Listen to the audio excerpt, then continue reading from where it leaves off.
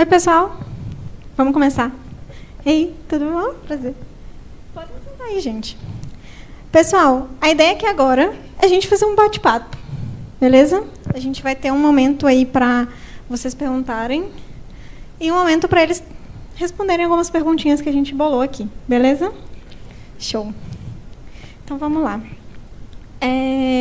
Primeiro, né, qual que é o objetivo aqui? Aqui é a gente tirar mesmo dúvidas, poder trocar uma ideia mesmo sobre mercado mobile, né, sobre toda a nossa trajetória. Nós aqui somos 3 lideranças em tecnologia, que tem um background legal de mobile também.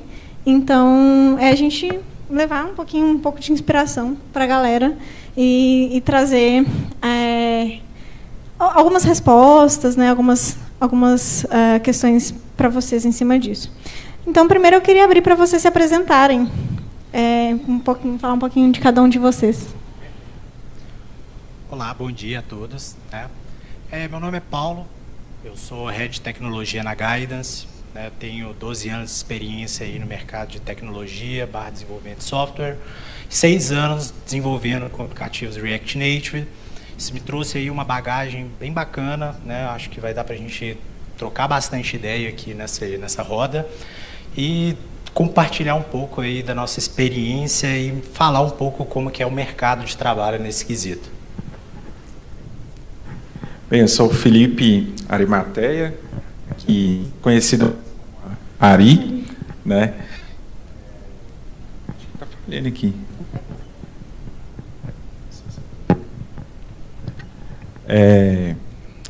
Já trabalho com desenvolvimento desde 2009 e tem uns 13, 14 anos, já perdi as contas, né, mas basicamente minha carreira é mobile, né? Comecei com back-end e fui para mobile. Atualmente estou trabalhando como líder técnico no Mercado Livre, na vertical de mercado pago. E aí eu trabalho hoje com embarcados, né, que são as maquininhas de cartão de crédito que rodam Android. Mas já trabalhei com iOS, com React Native também aí. E tem uma bagagem aí com vários aplicativos, mas a gente vai conversando isso aí durante o nosso bate-papo aqui. Legal. Bom, eu já me apresentei, né, já trabalho com mobile desde 2013, já trabalhei com um monte de tecnologia diferente também. Mas a primeira pergunta que eu queria fazer é qual foi o maior desafio para vocês? A gente pode, talvez, nos limitar a algumas questões técnicas ou de gestão de time de mobile. E como que vocês resolveram essas questões, né, esses desafios? Legal. Eu, como liderança, né, de uma área de desenvolvimento, o maior desafio que eu tive na minha carreira foi manter um padrão de código entre todo mundo da equipe, sabe? Eu acho que toda liderança tem esse tipo de problema. E o React Native, né, pelo fato da gente trabalhar já, React/Next é uma tecnologia hoje que está no hype, certo? A gente tanto está falando de performance, SEO e outros aí, eu vejo que o React Native para mim foi a grande solução para isso. Por quê? Porque eu consegui manter um padrão de código desde o desenvolvedor júnior até o desenvolvedor sênior e trazendo essa stack para dentro da empresa. A gente já teve muitas discussões, se vai para o Flutter, se vai para o React Native, e a gente chegou nessa conclusão de que o React Native, nesse momento, né, ele seria a melhor opção, principalmente pelo tipo de aplicativo que a gente trabalha, né? A gente trabalha muito com e-commerces, né? Então, ele atende muito bem para esse tipo de aplicação, né? Então, eu resolvi dessa forma. A gente eu brinco lá na empresa de que o desenvolvedor júnior ele tem que dar suporte no código do desenvolvedor sênior. Ele tem, sabe? Acho que está falhando isso aqui. Tem que conseguir dar esse suporte. Então foi a forma que eu consegui resolver. Eu acho que desafios técnicos é fácil a gente resolver. A gestão de pessoas são mais complexos, né? Mas eu acho que o desafio é esse, é qualidade de código, né? A gente manter a qualidade entre tudo, entre todos, né? Entre todos os projetos. E aí o projeto atual, eu acho que hoje é um dos maiores desafios que eu tenho, que é manter essa qualidade. Acho que onde eu passei também, os outros lugares foi isso, né? Manter a qualidade. Como que eu estruturo o time para que todo mundo desenvolva no mesmo padrão? Aí a gente pode entrar no detalhe de coisas técnicas, né? Usar uma ferramenta de lint, uma ferramenta que analisa o nosso código, que defina esses padrões, né? Vou citar alguns aí na hora das perguntas, se alguém tiver dúvida a gente pode falar um pouco delas, mas a gente pode utilizar, por exemplo, o Jenkins ali que vai fazer o seu CI, e aí lá dentro você vai utilizar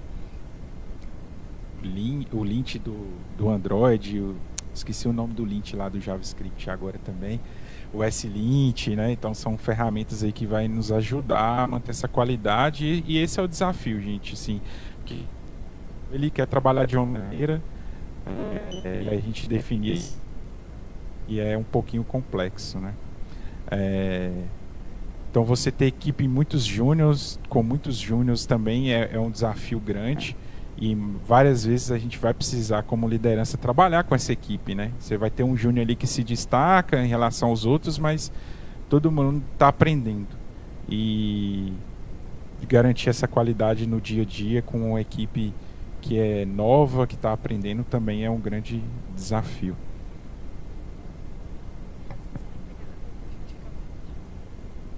Legal. E aí, como lideranças técnicas, né, como pessoas justamente que gerenciam pessoas e que tem tudo isso, um ponto interessante é o que vocês costumam acompanhar dentro desses profissionais que atuam com o mobile. Assim, tem algum ponto específico? Geralmente, o que é esperado dessa pessoa que faça, né? Vocês comentaram muito desse padrão de código, já é um ponto, mas o que mais assim, que vocês costumam acompanhar desses profissionais? O que eu espero do profissional, até esqueci o nome do professor que estava conversando com a gente mais cedo, o Romeu, né? Ele falando ali do WebTech, explicando o que é o WebTech. O que eu espero desse profissional é ele chegar aberto para aprender novas tecnologias, né? Para escutar o outro que está há mais tempo, com uma experiência diferente. Acho que é isso que eu espero do profissional, porque o técnico que a gente ensina, todo mundo tem capacidade de aprender, mas o soft skill, que é o seu comportamental, precisa chegar pronto, que é essa abertura, escutar, entender o problema, entender a situação que a gente está vivendo do projeto naquele momento. Então, para mim, é isso que ele precisa chegar pronto. Porque a tecnologia a gente ensina, você aprende ali no dia a dia. Esse, para mim, é um grande desafio hoje. Eu falei aqui, gestão de pessoas é muito mais complexo do que tecnologia, gente. A gente sentar com a pessoa ali do lado, mostrar para ela que ela precisa mudar a atitude dela, ou que ela está errando em determinadas situações e querer mudar, é muito mais complexo do que a gente resolver um bug que está em produção. E isso é o que a qualidade no final das entregas. É isso que vai garantir que 5 horas da tarde você pode desligar o computador, fazer o que você quiser, que ninguém vai te ligar falando que está dando problema em produção. Ter o time todo unido e fazendo essa gestão ali. Perfeito. E assim, as minhas, tá? Gerir pessoa difícil. E, cara, acho que a soft skill real que define se você vai ser um bom profissional ou não, tá? Então, realmente, eu concordo que a gente é uma das coisas que eu mais busco, né, nessas pessoas, é realmente ter um padrão comportamental onde ela principalmente seja uma pessoa colaborativa, sabe? A colaboração, para mim, principalmente na nossa equipe, eu gosto muito de pregar isso, tá, lá na Guidance, que é Cara, eu vejo hoje lá na Guides desenvolvedores sêniores aprendendo com desenvolvedores júniores. Por incrível que pareça isso, gente, acontece. Porque a gente não sabe tudo, né? O que define que uma pessoa é sênior muitas vezes não é a capacidade técnica dela, e sim a capacidade de aprender ou a capacidade de buscar uma solução, sabe? É muito genérico a gente falar que uma pessoa é sênior porque ela sabe tudo. Ninguém sabe tudo, para começar, né? Sempre é especialista em alguma coisa e é muito ruim a gente ser generalista. Mas e um ponto que eu busco nessas pessoas é a fome de aprendizado, sabe? Quando eu faço uma entrevista, pela empolgação que a pessoa está na entrevista, define muito a carreira que ela vai ter dentro da empresa, sabe? Então, sabe quando você abre a boca para você falar o que você sabe, mesmo que você fale errado? Sinceramente, eu já fiz entrevista, contratei a pessoa e ela assim, a minha entrevista ela não tem prova, eu não faço uma prova com a pessoa, porque hoje tem um chat GPT, né? Você joga tudo lá, a pessoa publica, acerta tudo, fale de nada. Mas eu chego numa entrevista, eu gosto de fazer algumas perguntas conceituais, eu gosto de fazer algumas perguntas de como trazer alguns problemas reais que a gente enfrenta, e às vezes eu pego problemas que eu passei no dia, sabe? A construção da solução, muitas vezes ela não chega na construção técnica, ela chega numa construção teórica, sabe? Que eu resolvo assim, assim, assado. Às vezes ela não vai falar que eu resolvo com aquele meta, aquele algoritmo e tal, mas ela chega falando que ela resolve assim, assim, assado, e eu vejo que ela tem um bom raciocínio técnico, né?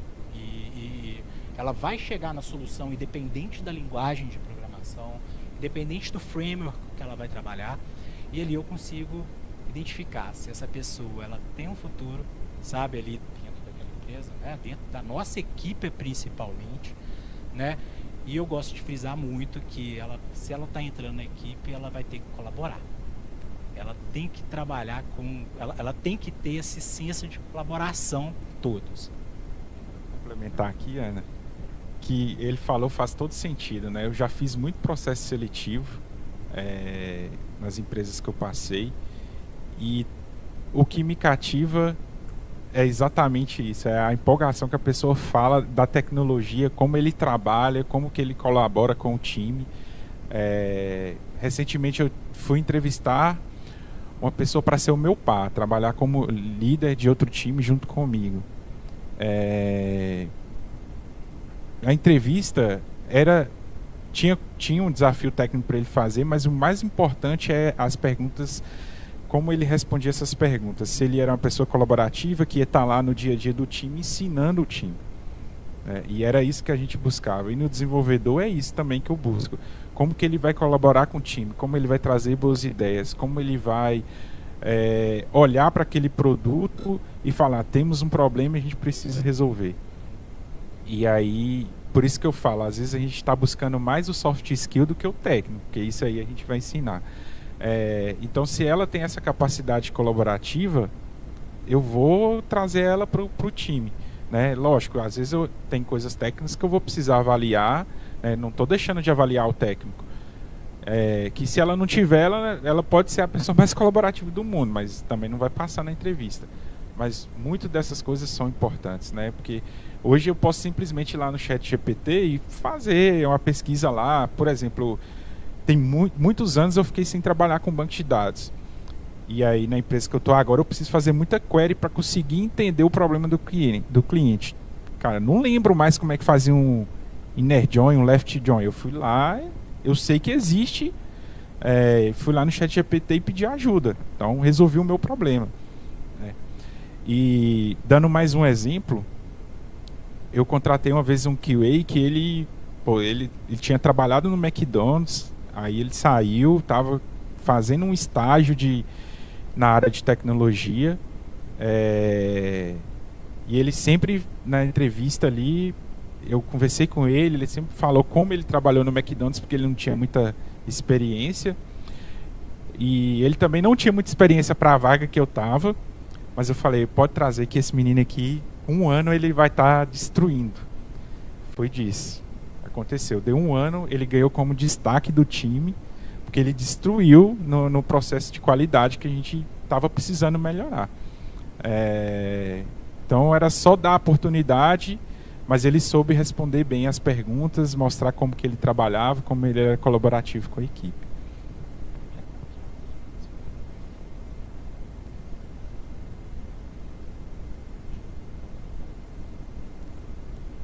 Alô, voltou. Existe um termo que chama accountability, que é o senso de pertencimento, né? Que aquilo que você está fazendo é seu, não é uma empresa, não é para qualquer um e tudo mais, é seu. O código é seu. Então, e como identifica isso numa pessoa que você está entrevistando?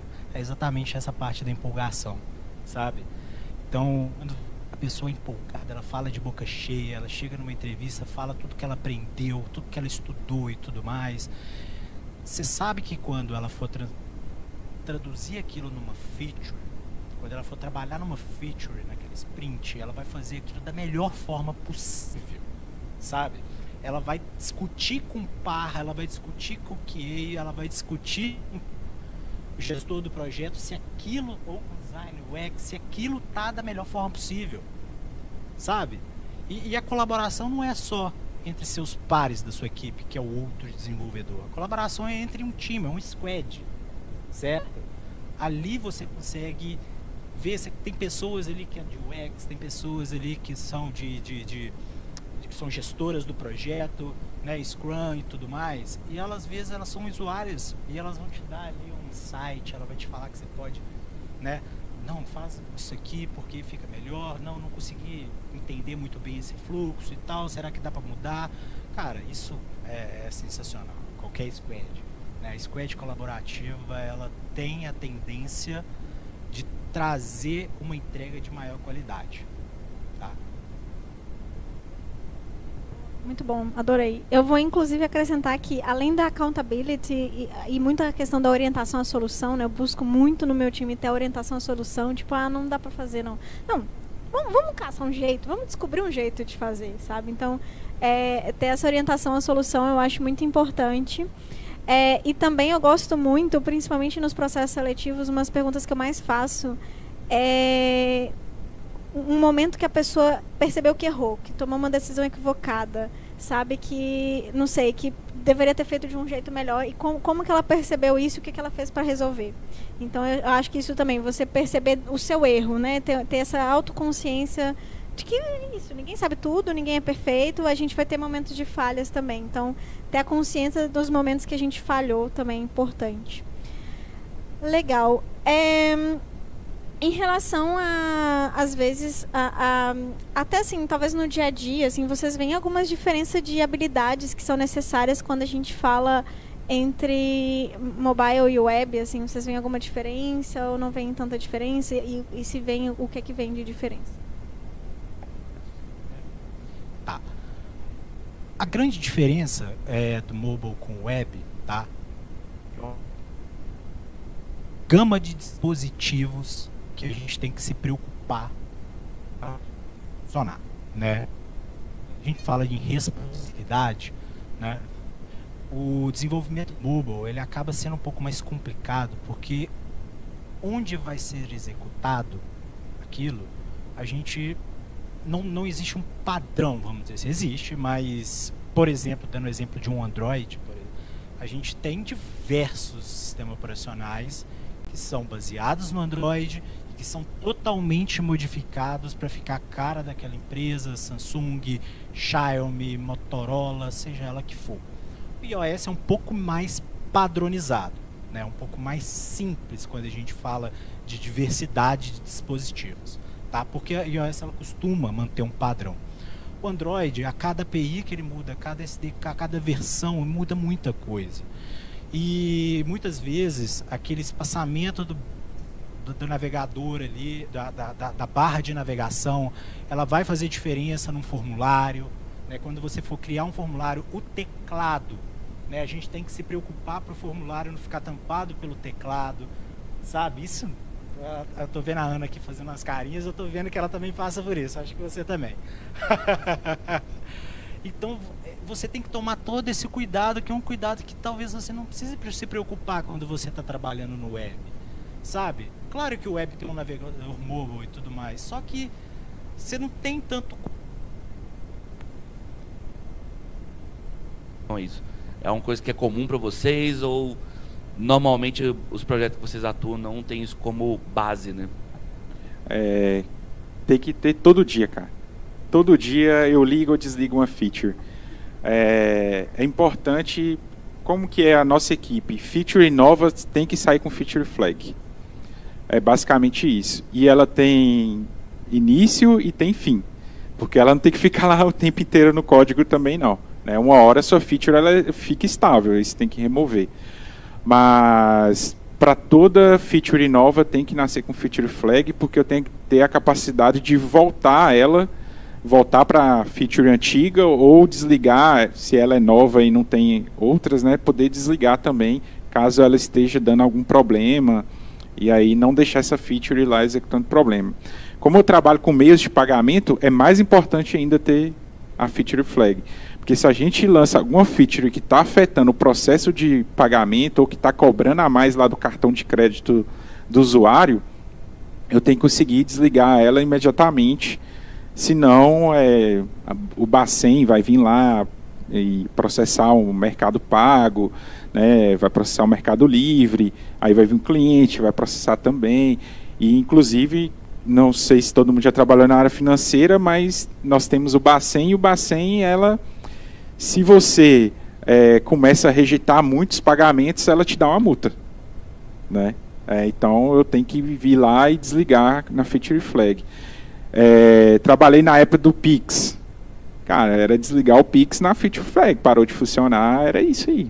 Né? Então, minha sugestão, usem, e sempre que lançar uma feature nova, usem feature flags. Né? Porque às vezes a feature, ela também, dependendo da forma que você trabalha com Git Flow, ela vai te salvar de seu código não rodar em produção, né? Que está inacabado. Perfeito. Eu acho que você deu a resposta aí, né, e tudo mais, mas além da feature flag, você também trabalhar com algumas ferramentas de monitoramento, né?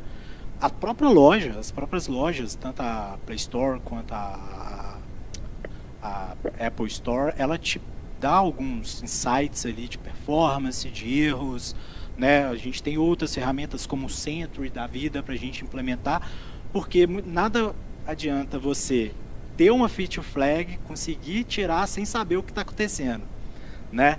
E no seu caso, como meio de pagamento, você, muitas vezes, o usuário ele reporta na hora. No meu caso, quando a gente trabalha com e-commerce, muitas vezes o usuário ele simplesmente desinstala seu aplicativo e nunca mais usa. E assim, como é que eu vou saber? Como que eu vou saber que o app está dando, sei lá, está crashando em determinado fluxo ali, né? Claro que a gente acabou de subir uma feature, a gente sabe que está naquela feature e tudo mais. Mas eu preciso monitorar. Eu preciso ter um centro implementado de uma maneira correta, eu preciso acompanhar, né? Eu preciso fazer uma publicação em etapas. A própria Android Studio ele nos permite gerenciar essa distribuição, né? Sei lá, distribui para 10%, depois, né, tudo certo, mais 20% vou monitorando, distribui depois eu distribuo para 100%. Então, esse tipo de técnica te ajuda muito a prevenir problema futuro, né?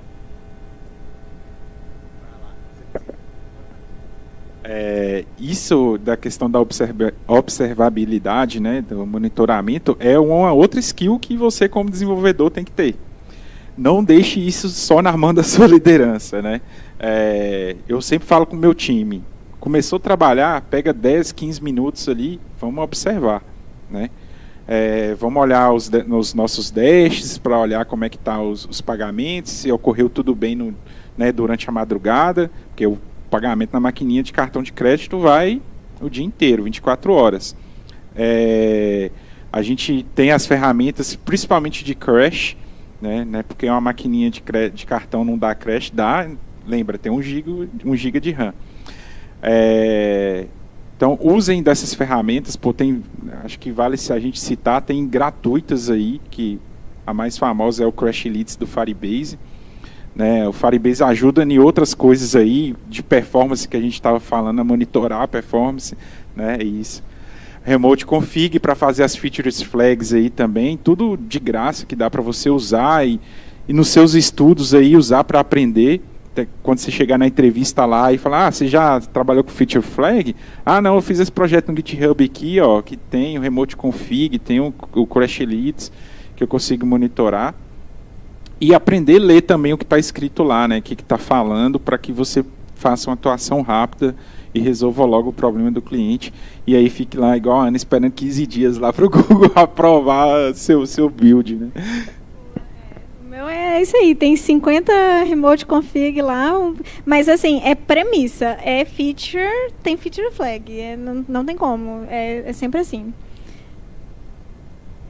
Pessoal, dúvidas, outras dúvidas? Aqui, ó. Vocês estavam falando no começo sobre soft skills e eu queria saber, na visão de vocês, qual característica vocês consideram eliminatória, tanto no hard skills quanto no soft skills, de um estagiário, por exemplo? Eliminatória? Isso é complexo de responder, tá? Porque o processo, principalmente de um estagiário, a gente não pode chegar e falar assim, a pessoa é uma pessoa arrogante. Exemplo, isso é uma soft skill, né? Ruim. E simplesmente demiti-la por causa disso. A gente tem que implementar dentro de qualquer empresa um processo de aprendizado, um processo de formação. E esse processo de formação ele não envolve só formar a pessoa tecnicamente, principalmente o estagiário. Envolve formar um profissional, né, um bom profissional, né? Mas, te respondendo a pergunta, uma coisa que não me agrada, sendo bem sincero, seria aquela pessoa que ela se acha demais, que ela, né, vai conversar com uma pessoa, ela se acha... Isso é muito comum em desenvolvedores júniores, tá? Muito comum. Estagiários, muito pouco. O estagiário que está ali para aprender, com a mente muito aberta. Mas o desenvolvedor júnior é muito comum de ver isso. Que a pessoa, ela se acha muito, ela se acha o melhor da equipe, ela não quer muito colaborar porque ela aprende tudo sozinha, sabe? Geralmente essas pessoas são gênios, tá? Essas pessoas são muito boas, tecnicamente. Mas elas não servem para trabalhar em equipe. Não na minha. Porque ela é uma laranja podre, tá? Já tive muita experiência com isso, mas e agora voltando assim, né? O que eu mais gosto na pessoa é aquela pessoa humilde, sabe? Aquela pessoa que e muitas vezes ela sabe muito. Tem muita gente que é humilde, ela sabe muito, mas ela ao tempo inteiro ela tá pronta para ouvir ensinamento de algo mesmo que ela saiba, sabe? Eu acho que é isso. Humildade, para mim, vai garantir tudo. Deu o exemplo do QA e a humildade dele em falar que não sabia e garantiu o processo seletivo dele. Mas é isso. Eu acho que a arrogância é a primeira e eu já interrompi a entrevista no cumprimentar de mão ali com a pessoa, porque a gente deu bom dia, começamos a falar e as falas se demonstravam de arrogância. Eu sei tudo, é isso aí, eu que sei, eu que resolvo, e nunca a resposta era, não, junto com a equipe nós resolvemos isso, né? Então é a questão de ser colaborativo, de ser humilde, de falar na parte técnica, de tentar me enrolar na entrevista, de falar, não, isso aí eu fiz assim e você sabe que a resposta está errada, né? Já fiz entrevistas que eu tenho certeza que a pessoa estava lendo o ChatGPT do lado, porque ela olhava para mim e olhava assim para o lado, olhava para mim e olhava para o lado, e a mão aqui mexendo no mouse. E aí eu já mandava mensagem para o recrutador, vamos encerrar, porque esse aí está me enrolando, está lendo as respostas. E a maioria das vezes que eu recusei uma pessoa foi por falta do conhecimento técnico, falar para mim que tinha aí nas respostas serem todas erradas. E eu tenho um defeito, porque aí eu vou lá e corrijo a pessoa na entrevista.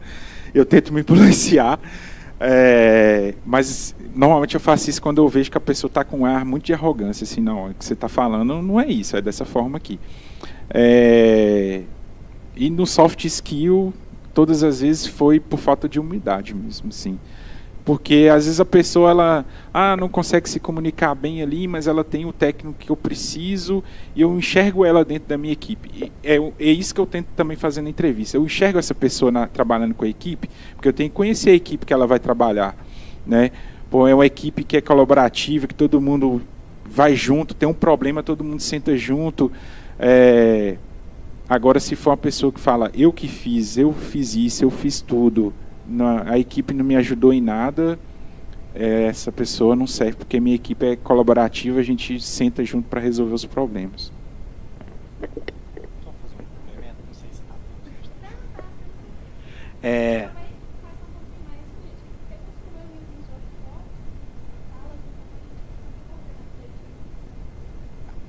um exemplo legal, há pouco tempo eu fiz uma entrevista para um desenvolvedor pleno, tá? Web, e ele ia compor a equipe de um desenvolvedor que está comigo há 6 anos, tá? Desde que a gente montou a empresa, ele estava lá com a gente, ele aprendeu com a gente, tá? E ele, assim, ele é um cara um pouco mais velho, volta de 30 e poucos anos, e a gente sabe que essas pessoas são mais aversas ali, né, tudo mais. E o que eu fiz, cara, para resolver esse problema foi adicioná-lo no processo de contratação. O que eu fazia? Eu faço sempre uma primeira entrevista rápida de 30 minutos para conhecer a pessoa, ver se ela dá fit, e depois eu passo uma entrevista técnica. Nessa entrevista técnica eu colocava ele, sabe? Sempre dava voz ali para ele. E depois eu sentava com ele, a gente definia quais eram os melhores para a gente no final definir uma pessoa. É um processo recente, mas está dando certo, sabe? Eu fiz isso, deve fazer uns 2 meses, tem 2 meses que essa pessoa está com a gente, e me parece que os dois se integraram muito bem, que é uma coisa, é um grande desafio, você colocar uma pessoa no projeto, sabe, e ter um owner do código, que fez o projeto desde o início, o cara é um sênior e tal, na hora que você coloca um pleno ou um júnior com ele, cara, é difícil. Então o que eu estou fazendo é fazendo esse processo, colocando ele junto do processo, e deu super certo, sabe? E agora, falando sobre a questão da arrogância, só uma frase que eu vou deixar para vocês lembrarem e passarem para frente. Na hora que a gente acha que sabe tudo, sempre chega alguém e mostra que a gente não sabe nada. Muito bom. Eu vou complementar. Eu fiz a mesma coisa, assim. Eu comecei a botar o meu time para participar do processo seletivo e tem sido muito legal. Eles têm construído muito essa accountability, tipo assim, faço parte do time, sabe? E assim, eu quero trazer as melhores pessoas. Eu só vou trazer uma pessoa com quem eu vou, tipo, me dar bem, com quem faz sentido eu trabalhar junto, né? E eles estão lá no dia a dia, eu não fico mais no dia a dia, então eles que estão lá, então eles que mesmo que tem que escolher quem vai trabalhar com eles. Então tem sido muito legal, tem sido uma experiência muito boa, até uma contratação recente nossa, o meu diretor veio me elogiar, assim, nossa, parabéns pela contratação, eu falei assim, não fui eu não, foi os meninos. Eu só coordenei ali, só fui junto, mas eles que escolheram quem que tinha que entrar. Então, assim, isso é muito legal, isso dá muito ownership mesmo, assim, senso de pertencimento. Mas respondendo a pergunta, para mim, são alguns pontos, que é o fit cultural, e aí vai muito, né, da humildade, dessas coisas. E aí eu tenho alguns exemplos bem complicados que já aconteceram. Em uma entrevista, estava eu e a recrutadora, a gente conversando, era para uma vaga numa empresa internacional. Eu trabalho com consultoria de software, então a gente aloca squads em diversas empresas, né? E aí, esse squad específico era para trabalhar para uma empresa do exterior, assim, de fora, então era contato, né, com americano, com mexicano e tal, tudo em inglês, tananã. E a gente fazendo entrevista, o cara me solta que ele odeia trabalhar com brasileiros. Ele me solta isso. Não, eu odeio trabalhar com brasileiro, não suporto brasileiro. O cara era brasileiro, mas... Aí eu já olhei assim e falei assim, então, Duda, pode... Segue o jogo. Termina aí, já vamos só terminar as perguntas que você tem aí, tá tudo certo, deixa pra lá. E um outro ponto, como eu comentei, como é uma consultoria, a gente atua muito diretamente com os clientes, né? O Ari, eu sei que já trabalhou também em consultoria, então a gente tem um contato muito próximo com o cliente. E aí eu já tive pessoas, principalmente líder técnico mesmo, tech lead e tal, ou às vezes algum dev mais sênior, assim, ou que viram uma figura de autoridade, que começava tipo assim, reclamar muito do cliente, sabe? Começava só falar mal, não era orientado à solução, sabe? Isso aqui não dá para fazer, isso vai entrando na cabeça, sabe? Do restante do time, vira a laranja podre, né? Vai contaminando todo o time com essa energia ruim, assim, não levar a solução. Então, eu acho que os pontos são esses, assim, principal é fit cultural, né? É isso, a cultura come a estratégia no café da manhã. Então, tem que ter o fit cultural. E aí, como é a cultura da sua empresa? Se a cultura da sua empresa for, né, porque às vezes tem isso, né? Às vezes, se é uma empresa muito focada em resultado, às vezes a cultura não é tão colaborativa, já é uma cultura mais de competição e tal. Então, aí tudo isso que a gente está falando não faz sentido mais. Mas, porque, querendo ou não, são isso, tem perfis e perfis, né? Mas pra gente, eu imagino que pra gente é importante isso, é ter essa humildade, ter esse senso de colaboratividade, né? Conseguir mesmo trocar com o time e você não fazer sozinho, mas você fazer em time mesmo. Beleza? Mais alguma pergunta? Não? Sem perguntas? Então, eu tenho mais algumas aqui para a gente finalizar. A primeira, eu queria entender um pouquinho se vocês estão atuando com algumas tecnologias dessas mais emergentes, né, mais empolgantes, assim, ChatGPT, por exemplo, alguma outra, que vocês têm explorado, ou vocês, assim, no pessoal mesmo, ou com o time de vocês. Como isso está sendo feito e o que vocês veem de oportunidades, assim, para esse mercado mobile para o futuro? Tá. Aí, falando até um pouco de desenvolvimento mobile também, tá? Eu tenho um olhar muito centrado para essa parte de não inteligência artificial, mas ciência de dados, sabe? E o que envolve o desenvolvimento mobile, o desenvolvimento web com ciência de dados, tá? A gente tem hoje uma área da Guidance que é de Data Analytics. Tá? E a gente integra muito com o desenvolvedor front-end, porque grande parte dos eventos que são monitorados, eventos de usabilidade, de uso do usuário e tudo mais, ele parte ali do front-end. Tá claro que a gente vai ter outros eventos que podem partir ali do back, né, que mandam para um data lake ou algo do tipo, mas, por exemplo, a gente tem outras ferramentas como o GA4 que ajudam muito, né, enviar esses eventos do uso, do comportamento do usuário, para a gente poder analisar o comportamento do usuário e trazer um melhor resultado para o time de produto, né? Quais são as principais features que os usuários utilizam e tudo mais. Então, assim, hoje a gente tem BigQuery, Data Lakes, a AWS tem várias ferramentas que nos proporcionam isso, mas saber integrar isso com o desenvolvimento mobile, o desenvolvimento web, é um desafio, assim, bizarro.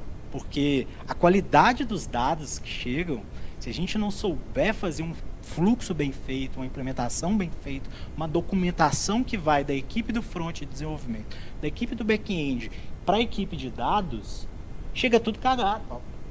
Vai chegar tudo horrível lá na ponta, né? E tudo mais, e o trabalho que eles vão ter para tratar esses dados é enorme, né? Então, assim, eu vejo isso como uma tecnologia emergente muito novo, essa parte de dados, né? Muito novo. Poucas empresas hoje no Brasil atuam com dados, né? Poucas empresas estão olhando de fato os seus próprios dados, entendeu? Pouquíssimas, só as grandes empresas hoje em dia. E esse é um mercado, assim, fascinante, cara. Esse é um mercado que tem um futuro muito grande. E o desenvolvedor, agora falando de desenvolvimento mobile, o desenvolvedor mobile que tem esse olhar dos dados, né, um olhar analítico para isso, ele vai se destacar. Vai destacar e muito, sabe? Hoje, vou falar que quem acha que vai ser um desenvolvedor que era do passado, que é simplesmente colocar o fone de ouvido e escrever código, esquece. Esse desenvolvedor está sendo mandado embora. Literalmente. Olha, de tecnologia, falando de mobile, né? Não, antes de eu falar do mobile, eu quero complementar, porque eu concordo 100% com você. Porque hoje eu estou muito no código, porque foi o desafio que foi me dado como líder. Vamos resolver o problema de qualidade que a gente tem. Mas a gente já está chegando num ponto em que o pessoal já está falando comigo, agora preciso que você olhe para os dados. Né? Porque o dado não é só a gente olhar o problema que o usuário tem. É o dado, né? A gente falou de monitoramento e tudo, é olhar as oportunidades que a gente tem de negócio. E aí, como desenvolvedor, a gente tem que saber olhar esse dado. Né? O dado que eu posso melhorar a usabilidade do cliente, que eu posso facilitar. Eu estou vendo aqui que a gente poderia fazer esse fluxo de pagamento em menos steps. Né? Em vez de ser 3, vai ser só 2. Não, eu posso tirar esse load aqui, o usuário está com a sensação de que está demorando e a gente poderia fazer outra coisa diferente aqui. É só através dos dados, porque se chegar lá para mim e falar assim, não, vamos mudar aqui essa tela, eu desenho um layout, por quê? É a primeira pergunta que eu vou te fazer. Por quê? A gente precisa mudar. De onde você tirou essa ideia? Né? Por que eu preciso... Desenvolvedor sempre quer usar as coisas da moda. Quer sempre usar a última biblioteca que saiu, que tem isso. Eu vou te perguntar por quê. O que eu vou ganhar com isso? Eu não, né? O que o cliente vai ganhar com isso? E quando eu peguei esse problema de qualidade, quando eu conversei com todos os meus liderados, eles, não, a arquitetura do nosso projeto é muito antiga, velha, dá muita dor de cabeça. O que o cliente vai ganhar se a gente mudar a arquitetura? Não vai ganhar nada. O código vai ser... o fluxo de pagamento é o mesmo. Então, dados realmente é muito bom e todo mundo deveria ter essa... olhar para os dados. Não estou falando que você tem que saber estatística. Se você souber, melhor ainda. Mas você tem que olhar, saber fazer uma query lá para olhar os dados e o que está acontecendo. De mobile. Olha, desde quando eu comecei, todo mundo fala que mobile vai morrer, que tudo vai ser web, e não vai ser, gente. Assim... tá aí o banco para provar que tem até hoje Assembly, tem COBOL, tá lá os mainframe lá e não vai mudar, gente. Vai continuar aquilo lá, porque está funcionando, para que eu vou mudar? Né? Eles criam tecnologias para comunicar com essa coisa que é antiga, mas não vai mudar. Então, código nativo, escrever nativo, ou usar as ferramentas como Flutter, React Native, sempre vão existir, sempre vai nascer uma nova. Então, no mobile, eu estou olhando muito para o Kotlin multiplataforma, né? É algo que eu estou olhando aí até para montar as coisas que eu quero. Hoje eu não trabalho mais para 2 plataformas, é só o nativo mesmo, mas a gente tem maquininha que roda em C. Então, se eu conseguir fazer o Kotlin multiplataforma ali, que também gera o Navy, né, que é o código em C, C++, eu poder gerar uma coisa só para o Android e para o C vai me ajudar muito. Então, para mim faz sentido seguir. Eu acho que vale a pena. Eles estão trabalhando aí para você também poder trabalhar com uma única interface no Kotlin multiplataforma, usando o Jetpack Compose, né? É algo que eu tenho olhado, mas para mim, hoje, olhar os dados... antes eu ficava empolgado, né, com os gadgets de se vestir, os relógios, os óculos e tudo mais, mas já a minha empolgação já acabou faz tempo para esse tipo de coisa, assim. Aí eu estou muito mais voltado para olhar dados. Como que eu posso monitorar, metrificar a minha aplicação, como eu posso trazer tecnologias que eu vou diminuir, eu vou aumentar a velocidade de desenvolvimento e vou diminuir o tempo, né, e vou melhorar a qualidade também da aplicação. É esse tipo de coisa que eu tento olhar, mas tecnologia tem para tudo que a gente quiser trabalhar. Legal, eu concordo com os dados, assim, a gente trabalha muito com e-commerce também, aplicações de e-commerce, e dado é essencial. E, para mim, se eu for falar, inclusive, um dos meus grandes desafios de tecnologia, assim, de código que eu já tive, na verdade, se você me perguntar qual foi um dos meus erros, assim, né, quando eu reconheço o meu erro foi uma vez, quando eu precisei implantar um tagbook num aplicativo, e eu subestimei esse tagbook. Porque, assim, não sei se vocês já fizeram, se alguém aqui já fez, mas registrar um evento no Analytics é bobo, assim, é 1, 2 linhas de código no máximo, é ridículo, é bobo. Só que você testar, validar, fazer aquilo, você achar a linha certa que você tem que colocar aquele código para exatamente registrar o dado que você quer, da forma que você precisa, para gerar lá um Power BI, para gerar um Data Studio, seja o que for, do jeito certinho que precisa, é complexo, é muito complexo. Você testar um Analytics é extremamente complexo. Então, foi um negócio que, assim, eu estimei... Isso tem uns 5 anos, tá? 5, 6 anos. Mas eu estimei, assim, não, 2 semaninhas, uma sprint, faço todo o tagbook. Virou uns 3, 4 meses de trabalho. Então, eu concordo total. Inclusive, esse ponto, né, teve um cliente meu que ele estava com muita dificuldade, ele não tinha uma área assim de dados que pudesse puxar um pouco. Geralmente os meus clientes já chegam com o tagbook para a gente implementar, porque isso vem lá dos fornecedores deles, né, de marketing e tal, mas esse cliente meu não tinha. E a gente quis levar isso para eles, assim, a gente quis levar isso como um extra, assim, para eles. E aí um dev meu fez o tagbook. Ele foi e junto, né, com a pessoa de produto, ele foi explorando assim algumas partes do aplicativo que já tinha alguns tagueamentos, e aí ele foi, e ele foi construindo junto com a pessoa de produto. Então, e ele gostou bastante dessa atividade, assim, para ele fez todo sentido, e para ele implementar depois foi muito mais, assim, ele não fez por fazer, assim, porque estava lá no Gira o ticket para fazer, mas ele entendeu a importância daquilo para o negócio, para o cliente, né, e para o projeto. Então, eu concordo, acho que dados é um dos nossos grandes pontos emergentes aqui a serem trabalhados. Então, vocês viram aqui que já é uma dica, assim, ó, invistam em dados. A gente falou de dados, mas também para você que está começando, novamente, existem ferramentas gratuitas, a gente tem o Firebase, o Google Analytics, que você pode utilizar e analisar. Eu já trabalhei em projetos que a gente ia sair sem nada, e eu, como desenvolvedor, falei, não, gente, a gente vai colocar um Analytics aqui. Eu fui lá, assim como seu dev, fiz tudo, e aí, depois de 5 meses que a gente entregou, a galera tá assim, o tráfego do site caiu, por quê? Eu falei, porque o do mobile aumentou, tá aqui, ó. Ó, o Analytics aqui mostrando, né? É por isso que é importante ter essa informação. Um ponto que eu esqueci de falar, a gente não falou de inteligência artificial aqui, né, como algo que a gente está estudando. Eu também trago inteligência artificial principalmente para aprender as coisas, ajudar a analisar os dados. Então, gente, não cai nessa história de que inteligência artificial vai substituir o programador, ela vai substituir trabalhos que são corriqueiros que a gente faz. Essa é a minha visão, tá? Essa é a minha opinião.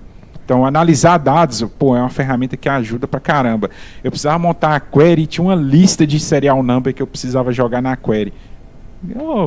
ChatGPT, me ajuda aí. A query é essa, eu preciso colocar isso aqui num in, e a tabela é essa. Ele fez tudo para mim, não precisei ficar lá copiando serial, não, serial colando, né? Então, ele vai ajudar a gente a estudar, a tentar achar o problema.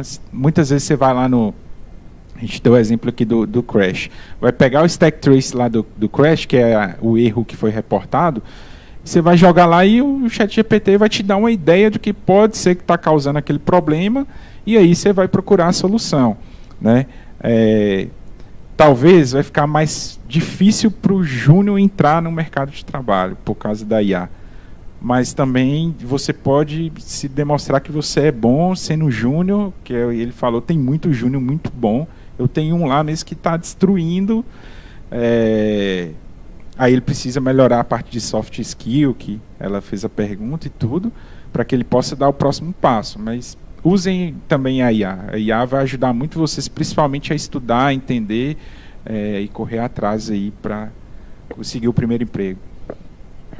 Bem lembrado. Inclusive, eu fiz uma pesquisa para um projeto uma vez. Aí tiveram várias respostas. Aí, enfim, saiu um Excel, né, e tal. Aí eu, vou botar no ChatGPT. Então, eu tenho essas informações aqui. Faz umas estatísticas. Tipo, então, tantas pessoas responderam X. Mais fácil. Algumas coisas assim, né? Tipo, tinha texto corrido, né? Então, separa em tópicos. Então, isso aí é uma coisa que o ChatGPT consegue, pelo menos, acelerar. Bom, agora, assim, só para a gente já ir encerrando, fazendo algumas perguntas mais finais, Eu queria aproveitar, assim, se vocês ainda têm, né, alguma outra dica para passar para o pessoal em relação a profissionais que estão ou que estão querendo entrar dentro desse mercado, e também já puxar assim, um jabá que vocês quiserem fazer, né, uma propaganda aí que vocês quiserem soltar para o pessoal poder acompanhar vocês. Tá bom? Pensando numa dica aqui, para quem está começando agora, né? Primeiro, acho que estudem, né? Eu acho que esse é um ponto-chave. Busquem uma formação acadêmica. A gente tem, principalmente no mercado front-end, muito profissional que não tem uma formação acadêmica, mas é formado pelo YouTube. Isso é um problema? Não, mas vai ficar limitado, tá? Principalmente nas soft skills, porque a universidade, ela te forma como pessoa e como profissional. Você não sai lá o melhor desenvolvedor do mundo, mas você vai ter o caminho para isso. Entende? Então, por experiência própria na equipe, né, principalmente na pandemia, a gente teve diversos desenvolvedores formados pela Rocket City. Isso é ruim? Não. Eu acho muito legal o trabalho deles, tá? E assim, muito bom mesmo. Mas a gente teve uma chuva de profissionais que eram simplesmente só formados por ela, né? E assim, esses profissionais, eles ficam limitados. Para mim, só aprendeu aquele framework, exatamente. A teoria, a base, a arquitetura, isso faz toda a diferença. Então, essa é a dica que eu dou. Aprendam a base, aprendam como tudo funciona. Sabe aquela perguntinha, por quê? Sabe quando você pega uma biblioteca nova, uma tecnologia nova, você usa e ela é fascinante? O que está acontecendo ali? O que está acontecendo por trás? Por que o ChatGPT responde o que você pergunta? Por quê? Entende? Então, isso vai te fazer um melhor programador, um melhor desenvolvedor, você fazer a perguntinha básica. O porquê? Tem uma pessoa que senta do meu lado, que trabalha comigo, que é um desenvolvedor júnior, direto ele fica ali 2 horas, 3 horas, gado, ele me pergunta, eu respondo, ele resolve em 2 minutos. É porque eu sou o melhor? Não, é porque eu procurei saber o porquê. E muitas vezes aquele problema que ele está enfrentando, às vezes eu nunca passei. Mas com o conceito, a base técnica que eu adquiri perguntando o porquê das coisas, me ajuda a resolver os problemas de uma forma muito mais rápida e assertiva, tá? E assim, eu queria, né, aproveitar esse momento também para divulgar a Guidance. A Guidance é uma empresa, eu não vou contar a história dela, mas a gente tem um programa que chama Learn. Tá? A gente pega algumas pessoas específicas, geralmente 1 ou 2 pessoas estão fazendo isso em paralelo lá. A gente paga um salário para elas aprenderem. Elas não produzem nada, produzem zero. Mas elas produzem conhecimento para a empresa, como formar um profissional e principalmente conhecimento para ela mesma, porque ela está do lado. Lá a gente tem uma gestão muito horizontal, tá? Então, lá a gente não separa por salas, a gente é uma mega sala, aquela sala de guerra, todo mundo junto, desde o júnior, estagiário até o CEO, tá? Para você ter uma ideia. Então, a gente tem uma gestão muito horizontal lá. E, pô, velho, se tirar uma dúvida com o head de tecnologia da sua área, você sendo estagiário, sendo learning, isso faz uma diferença, sabe, no seu processo de formação profissional muito grande. Então, assim, vão lá no LinkedIn da Guidance, sigam, curtam, e, pô, tem uma vaga lá, tem uma vaga nova, me chama, vamos trocar ideia pelo LinkedIn, sabe? Quem sabe você não pode ser o próximo learning. Muito bom, muito bom. Ana, já esqueci a primeira pergunta. Dicas, isso. Beleza, vamos lá. Dicas. Eu acho que conhecimento é fundamental. Procurem conhecimento, tentem participar dos eventos, comunidades, principalmente quem está começando. Eu não falei aqui, mas já fui coordenador do GDG de BH. Comecei minha carreira frequentando o GDG e participando dos eventos. Também já fui coordenador aí do Android BH, onde que a gente se conheceu, né, Ana? Foi nos eventos ali do Android BH. Já participei muito de comunidade. Hoje estou afastado, gente. Tem 2 filhos, não dá mais tempo, né? Mas participem, estudem a base, você vai conseguir muito da base na faculdade, eu acho que é importante. Esse problema que você teve com o Dev Front-End eu já tive também.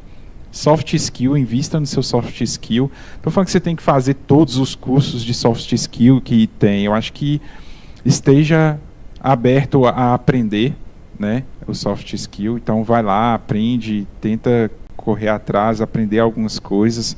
Seja aberto a aprender novas tecnologias, desafios. Nunca diga que não dá para fazer isso. Diga, vou procurar entender vou entender o problema e te falo se tem solução ou não. É isso que a gente tem que responder e procurar. É isso as dicas, né? Não deixe de aprender, participe das comunidades. Se você está procurando uma pergunta, vai lá. Eu tô com um projeto para montar mobile também. E eu entrei meio que de cara, sem fazer a menor ideia do que eu tava fazendo.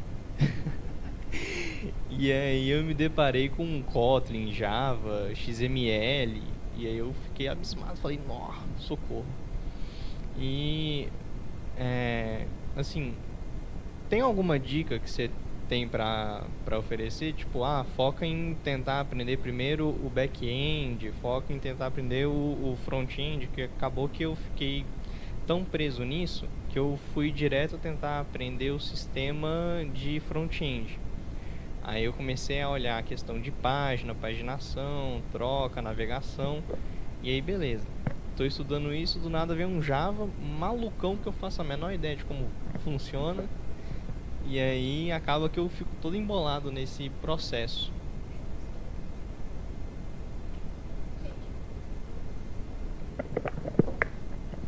Um negócio importante, gente, não se apega à linguagem, framework, não se apega. Por isso que é importante a base, porque aí o que vier, você vai ter facilidade de aprender, entendeu? É importante você não ter apego a isso. E aí, por isso que é importante você aprender base, aprender fundamentos, aprender o porquê. Cara, eu acho que a Ana já falou muito aqui. O fundamental a Ana já te falou, que é a base. Mas eu acho que você precisa, antes de eu poderia te falar várias tecnologias. Acho que primeiro é tentar entender o seu contexto. Seu aplicativo precisa de back-end ou ele vai só funcionar offline?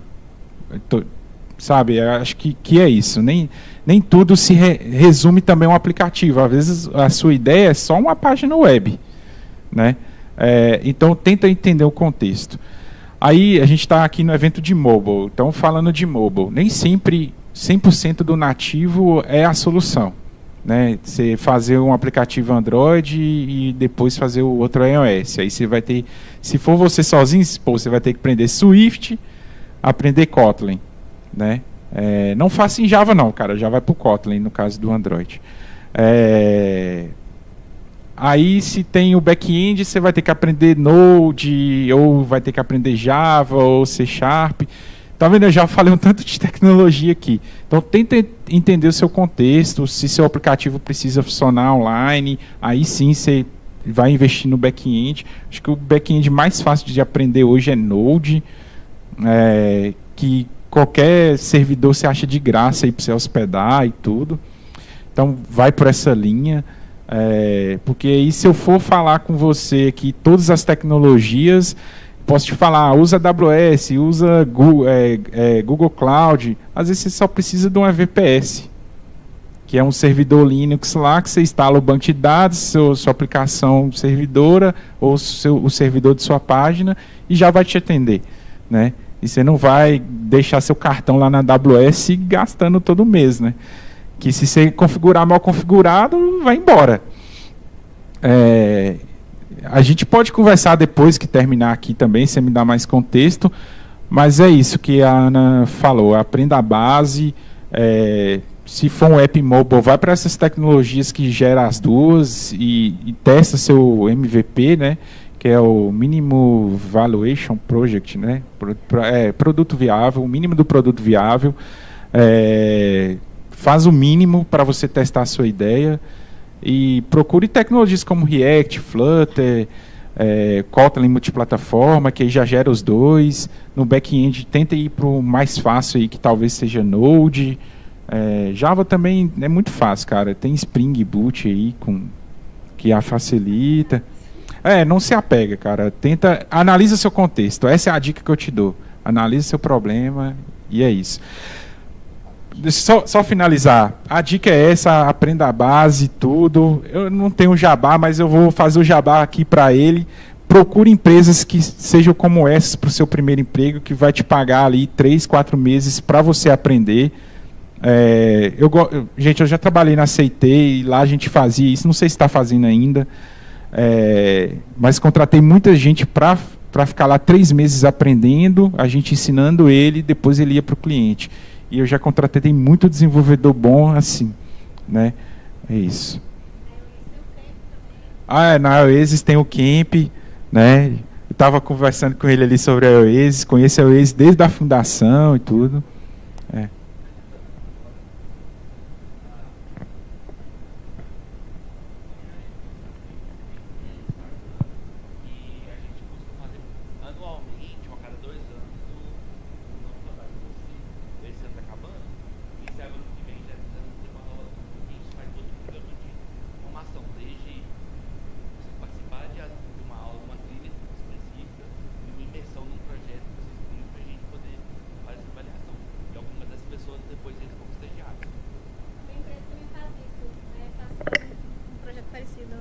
A empresa né, da Kobe, a gente faz algo parecido.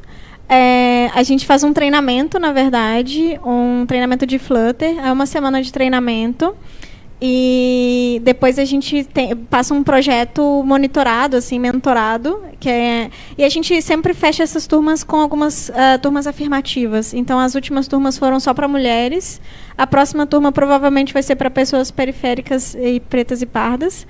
A gente deve abrir agora no meio do ano. E aí depois, algumas pessoas que se destacaram no meio de todos esses processos, pelo menos umas 2 ou 3, aí depende do número de vagas que a gente abre, são contratadas como estagiárias. E aí vão atuando em cima dos nossos projetos também. Bom, perfeito.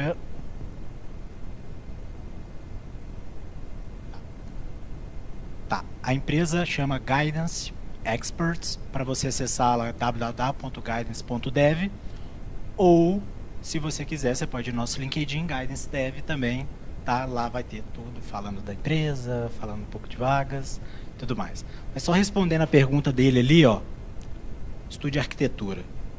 Arquitetura, estude o ciclo de vida de um app, como é que é o funcionamento dele, mas por que arquitetura? Porque você vai saber exatamente para que serve esse arquivo Java. Entendeu? Em relação à empresa, eu trabalho no Mercado Livre. Lá também tem esse programa de contratação. Eu só não falei aqui porque agora eles estão com a política de que tem que estar presencial, e aí é lá em São Paulo. Mas se você está disposto a mudar, então procure. Né? Lá a gente tem uma vez por ano esse processo, faz um processo seletivo, passando, você vai fazer um bootcamp lá internamente, e depois você escolhe a tecnologia que você quer trabalhar. Né? Também. Preciso encerrar, pessoal, incrível, muito obrigada, achei muito inspirador, espero que para todos também, gostei bastante.